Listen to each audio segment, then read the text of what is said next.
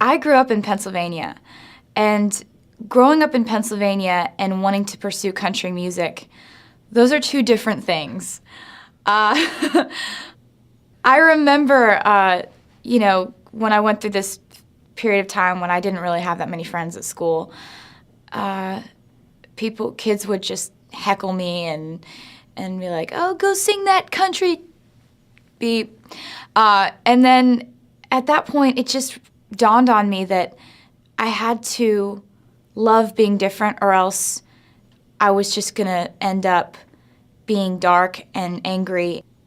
I definitely was more nervous walking into my first day of my freshman year of high school than I was walking up to record labels and handing them my CD.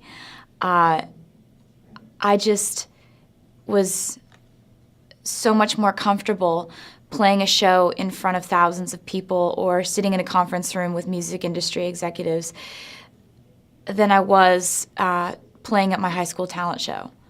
I kind of started to live in fear of when I would go and sing a national anthem at the 76ers game, and if I knew there was going to be a write-up the next day in our local paper, I knew it was going to be a bad day at school for me. When I write songs, I don't hesitate to put names in the songs because that's how I deal with life, you know?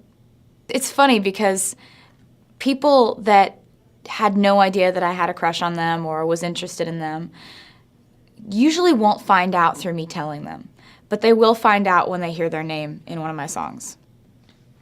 I had an awesome experience with this last record with a song called Hey Steven, because this was a guy who opened up a couple shows for me on tour. And it was just, talked to him a couple times and, would hang out at catering or whatever. But it was never anything like he would ever know that I liked him. Because I don't ever confess that sort of thing in real life. But I really do like to confess it in this fantasy music life that I get to live. So I wrote this song called Hey Steven. And I sent Steven a text message and I was like, "Hey, track 5.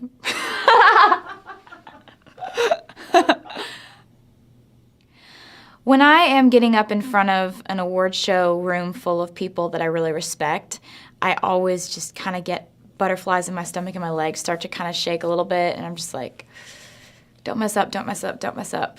But most of the time, like when I'm going out on stage and it's an arena or a stadium even, that's the most fun that I ever have, is when I'm in that moment. I have never been more motivated by anything than I am by the sound of screaming people.